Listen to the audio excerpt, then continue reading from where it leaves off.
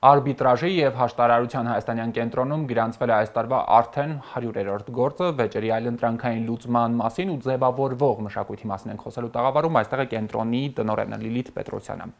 Տիկին Պետրոսյան, 100 գործ,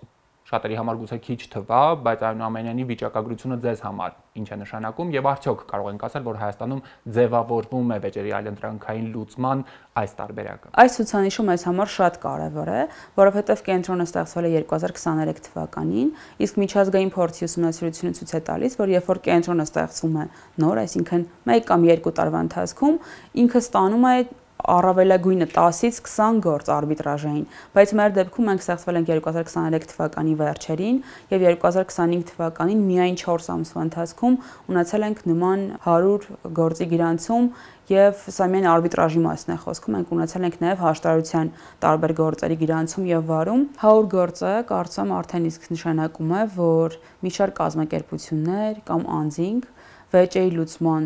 եղանակ որպես նախընտրում են արբիտրաժ կամ հաշտարարություն։ Այլընտրանքային դատական գործերին, ճիշտ եմ ասում։ Այո, քանի որ ավանդական եղանակը վեճերի լուծման դատարանն է, դատական եղանակն է, մենք արբիտրաժի եւ հաշտարարության մասին խոսում ենք որպես վեճերի լուծման այլընտրանքային եղանակի, այսինքն երբ կողմերը ունեն հնարավորություն դիմելու եւ դատարան եւ օրինակ արբիտրաժի, բայց իրենք որոշել են իրենց կամ արտահայտությամբ դիմել արբիտրաժին։ Գործերի բնույթից խոսենք, ինչ հիմնական ուղղություններով է կենտրոնի քարտուղարությունը գործերը գրանցում քննության համար։ Կենտրոնը գրանցում է հիմնական առևտրային հարաբերությունից բխող գործեր, նշված 100 գործի մեջ մտնում են պայմանագրային իրավահարաբերությունից բխող վեճերին վերաբերող գործեր, եւ պետք է նշեմ, որ կենտրոնը ինքը ոչ առևտրային կազմակերպություն է, հիմնադրամ է, եւ իր նպատակն է զարգացնել վեճերի լուծման այլընտրանքային եղանակները եւ արբիտրաժի եւ հաշտարարության միջոցով լուծել հնարավորինս շատ առևտրային վեճեր։ Այ կազմակերպությունների մասով ինչ հիմնական անուններ չնշենք, բայց այսպես ոլորտները փորձեք։ Դիմող կազմակերպությունների շարքում առևտրային կազմակերպություններն են որպես կանոն, բայց կարող են նաև անհատներ, ֆիզիկական անձինք, անհատ ձեռնարկատերեր եւս, եւ այս 100 գործի մեջ մենք ունենք եւ ծառայությունների մատուցման պայմանագրից բխող վեճեր, եւ անհատների միջև ծագած վեճեր, եւ նաեւ հաշտարարության հետ կապված գործեր, ներառում են օրինակ ամուսնաընտանեկան վեճեր։ Փորձենք հանրությանը մի քիչ ավելի պարզ ներկայացնել, հա, ինչու օրենքի ուժով կարծես թե ստեղծվել է այս կենտրոնը եւ ինչպես է այն բարելավում ընդհանուր Հայաստանում ներդրումային միջավայրը։ Կենտրոնը ստեղծվել է դատական եւ իրավական բարեփոխումների ռազմավարության համատեքստում, նրա հիմնադիրներն են հանդիսանում Հայկական բարեգործական ընդհանուր միությունը, Հայ իրավաբանական միությունները, այս երկու կազմակերպությունները գրանցված են ԱՄՆ-ում եւ օրենսդրության զարգացման կենտրոն հիմնադրամը։ Եվ այս կենտրոնի ստեղծման նպատակն է եղել Հայաստանում ունենալ այնպիսի կենտրոն, որը ունակ կլինի քննելու տարբեր վեճեր արբիտրաժի եւ հաշտարարության միջոցով, ընդ որում ոչ միայն տեղական, այլև միջազգային։ Արդեն ունեք այդպիսի օրինակներ։ Այո, այդպիսի մի քանի օրինակ ունենք։ Մենք վերջերս կայացրեցինք արբիտրաժային վերջնական վճիռ մի գործով, որով կողմերից մեկը ռուսական խոշոր ընկերություն էր, իսկ մյուսը հայկական ընկերություն էր։ Ունեցել ենք արբիտրաժային եւս մեկ գործ, որով կողմերից մեկը եղել է Իրանի քաղաքացի, ունեցել ենք հաշտարարության գործ, որով կողմերից մեկը եղել է Հնդկաստանի Հանրապետության քաղաքացի, եւ այդ գործը իրականացվել են անգլերեն լեզվով, իսկ ռուսական կողմի մասնակցությամբ գործը ռուսերեն լեզվով։ Գործը քննողները ովքեր են ինչպես են ընտրվում եւ որքանով հասկանում եմ այս ոլորտը այն ոլորտն է, որտեղ վստահության բարձր մակարդակ պետք է լինի, արդյոք այդպես է թե չէ։ Տեսեք, մեր հիմնադրամը ունի արբիտրաժային եւ հաշտարարության մասնագիտացված խորհուրդներ, եւ այս խորհուրդներում ընդգրկված են ոչ միայն հայ ազգի, այլև արտասահմանյան ոլորտի առաջատար մասնագետները, ովքեր իրենց փորձը եւ միջազգային ստանդարտները ներդնում են կենտրոնի աշխատանքում, իսկ արբիտրները ոլորտի թե տեղացի, թե կրկին օտարերկրյա մասնագետներ, ովքեր ունեն արբիտրաժի ոլորտում փորձառություն, վեճերի լուծման փորձառություն կամ օրինակ իրավական որևէ ճյուղի, օրինակ աշխատանքային իրավունքի լավագույն մասնագետներից են ՀՀ-ում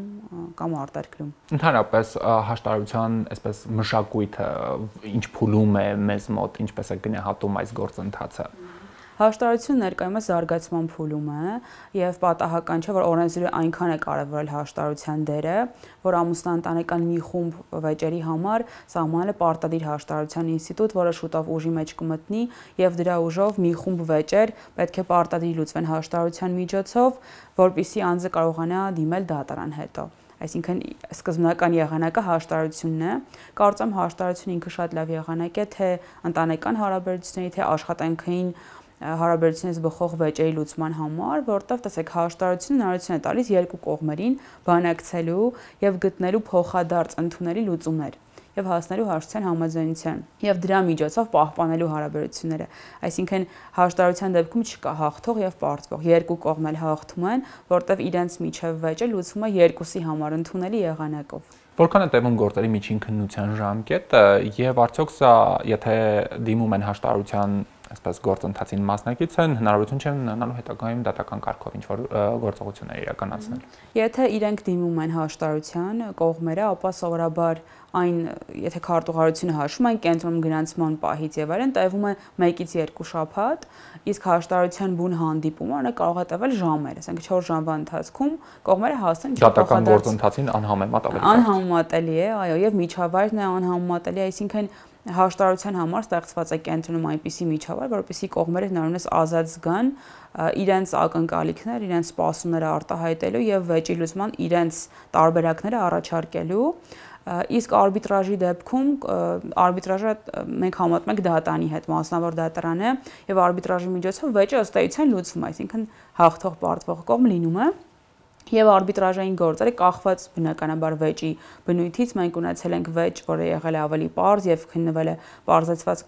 կարգով եւ օրինակ լուծվել է 1-ից 2 ամսվա ընթացքում, բայց միջազգային գործի մասին երբ որ խոսում ենք, միջազգային գործը գրանցման պահից մինչեւ վերջնական վճիռ ունենալ օրինակ տևել է 9 ամիս, որը կրկին նման բարդ բնույթի եւ օտարերկրյա տարի ներգրավման պայմաններում ինքը բավականին լավ ժամկետ է կարծում եմ։ Գործերի կառավարման արդյունավետությունը բարձրացնելու համար ինչ հիմնական մեխանիզմներ ու գործիքներ եք օգտագործում կամ գուցե առաջիկայում սպասվող փոփոխություններ ինչ կարող են լինել։ Այս թվային դարաշրջանում գործի կառավարման արդյունավետությունը պարտադիր պետք է ապահովի թվային համակարգերի մեթոդների կիրառման միջոցով։ Մենք մշակել ենք մեր e-ամկա հարթակ էլեկտրոնային, որի միջոցով ամբողջ վեճի քննությունը տեղի ունենում առցանց այդ համակարգի կիրառմամբ, այսինքն թե հայցադիմում կամ դիմում հաշտարության դեպքում ներկայացնելը եւ թե մինչեւ ամենավերջնական փուլը երբ ունենք արբիտրաժային վճիռ կամ հարցության համաձայնություն կարող է իրականացվել այս առցանց համակարգի ներգրավման միջոցով, որը այդ թվում հարկադիր կատարումն ապահովող ծառայությանը դիմելու process-ը։ Այո, մենք այդ համակարգով երբ որ ավարտում ենք